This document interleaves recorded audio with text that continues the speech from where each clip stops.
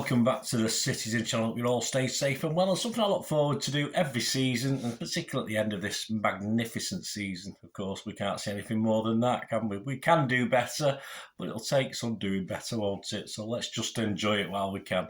We're going to look back at the 22-23 season, treble season, of course. And our player of the year, the Manchester Evening News and me. This isn't based on me just sitting in and thinking back and trying to remember how good a player was. We've got the proof, well, the sort of proof. We've got the statistical proof. We've got the player ratings, which I've done all season. I've included the Manchester Evening News as well, obviously a couple of guys, not just one person, two or three, but mainly Simon Bukowski. So we go through and we'll reflect and look back at the 22-23 season, calculate who's turned out the average. You get me old maths head on. I do like a bit of maths. I do like a bit of stats and maths. So work out the best to the worst players of the year. As I said, the Manchester Evening News, mostly Simon Bukowski. You've also had the likes of Joe Bray and Tyrone Marshall have kicked in with ratings. So there may be a little bit disparity. I mean, Simon Bukowski is perhaps not as generous as some of the others, but generally it'll even itself out, like most things in football over a season. And my thanks to the Manchester Evening News. Well, they don't object to me putting this out there, so I assume they're okay with it. To say I was a bit surprised by the results is putting it mildly. Well, it always interests me and excites me, just the differences from what you think and perceive as your best players are with what statistically were the best players, or seemingly the best players anyway. They're understandable averages, but the top five was perhaps for me not overly expected. I did expect most of the guys to be up there, and there are big discrepancies sometimes between me and the Manchester Evening News as well. So join me as we find out the worst and the best from our magnificent treble-winning season. I did a similar thing to this at the World Cup break, and both myself and the Manchester Evening News agreed on our top two. We had the same number one, and we had the same number two. And at number two was Bernardo, and not unsurprisingly at number one was Haaland. Will they hold those positions? Well, you might be in for a surprise. Way down the other end of the rankings were people like Mahrez, Walker, and not unsurprisingly, Cancelo. We could see why he got loaned out. Yes, these updated scores are very interesting, so please, as I said, join me. Please, if you're new to the channel, push that subscribe button, push the bell notifications, lots of stuff, information blogs like this as the season goes on, reviews, previews, etc., etc. But great to have you on board. Spread the word, guys. Yeah, I'm trying to get to on the way to about 3,200 subscribers at the moment, so you can help me increase that. I'll be grateful.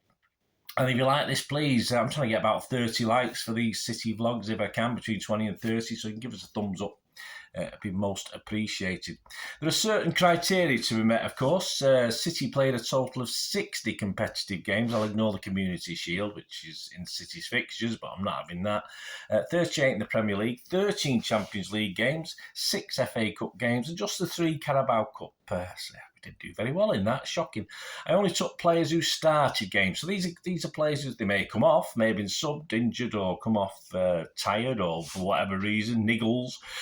So I'm only going to look at players who started games, and I don't include any sub appearances in this. So, and to qualify, yes, there's got to be a minimum. There's got to be a target. I've used a third of the 60 games, so they've had to have at least 20 starts in all competitions.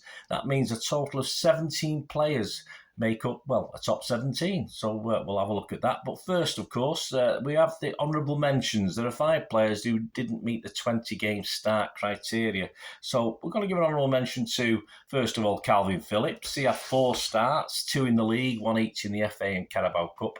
And his rating for me was 6.12 out of 10 over the season. And for the Evening News, it was 6.25. It's only really forgettable game, all right, in 4 starts. Didn't have many, we had a few sub appearances. But his only forgettable start was a 2-0 away loss at Southampton in the Carabao Cup, where he rated just a 4.5 from me and a 4 from the Evening News. But he was not alone in that. 7 of the starting 11 rated between 3 and 4.5 that night, so he wasn't alone in that. The next mention, with just 7 starts, 2 in the league, 1 Champions League, 3 Carabao Cup and 1 FA Cup. A rating of 6.43 for me, but a healthy 6.86 for the Evening News was Cole Palmer, though low scores also in that Saints game I just mentioned. He scored well when he did start, otherwise being one of the highest rated in the Chelsea home and Brentford away games at the tail end of the season. He scored 1 and assisted 1 in the season as well. Next, with 10 starts, we've got Sergio Gomez. He managed 10. I don't remember them. It seems a lot. But he was the first player. There wasn't many who would score an average of less than 6 in either Manchester Evening News or my ratings. And he was the first one to get this. He had 2 league games, 4 Champions League games, which is a surprise, 2 Carabao Cup games and 2 FA Cup games. And his rating for me was just 5.95, so just below that 6 rating, which I like to see as an average, a good average of a standard fine game. But Manchester Evening News rated him a little bit lower at 5.7. He was our worst performer in the Saints away game. We've talked about debacle, but in his 4 Champions League starts, he started well in games with Sevilla, match day 1, and Copenhagen, match day 3. He played well, but of course was a rare City sending off this season, the return game in Copenhagen, and was uninspiring in our last game against Sevilla at the Etihad. Next, and an impressive performance as backup keeper is Ortega. 14 starts, 3 Premier League, 2 Champions League, all 3 Carabao Cup games, and of course all 6 FA Cup ties.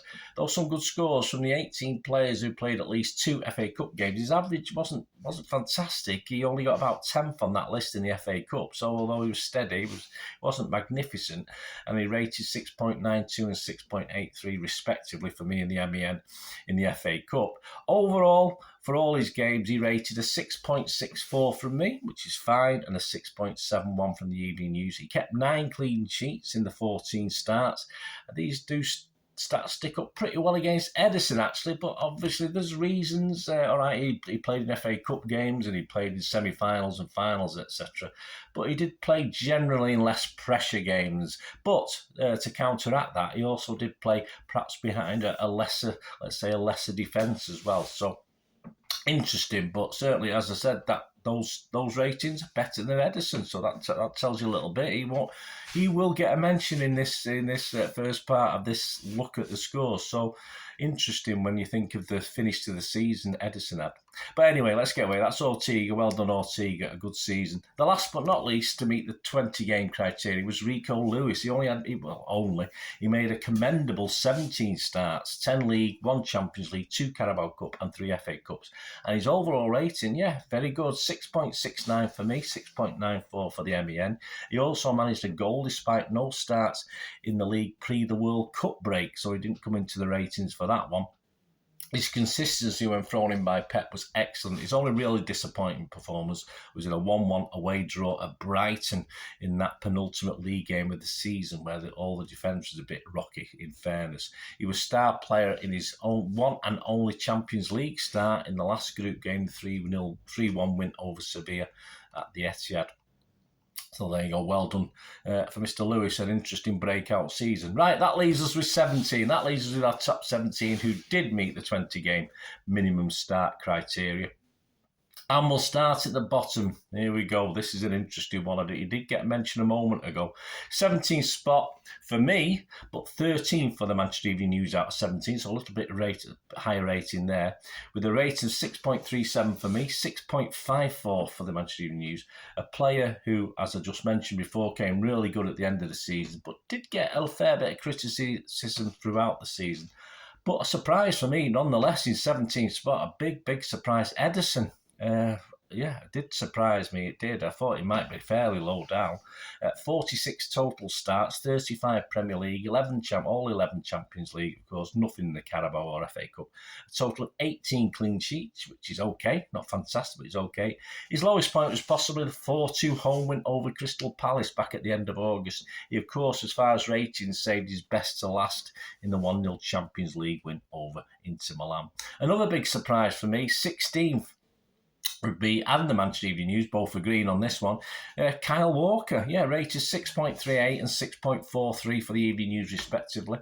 He started 30 games, 22 in the Premier League, 3 Champions League, 1 Carabao Cup and 4 FA Cups, just 3 Champions League games. Walker's form varied little as far as scores pre-World Cup break and after. He saved his best performance perhaps for the 4-0 home win, semi-final home win over Real Madrid, but a big surprise in 16th. In 15th, we have a player that was busy before being loaned out, and we did mention him early on. He was bottom 17 from the Manchester Evening News. Of course, João Cancelo started. So I had him 15th, so the M.E.N had him 17th. João Cancelo started 22 starts, 16 Premier League, 5 from 6 Champions League games and 1 Carabao Cup.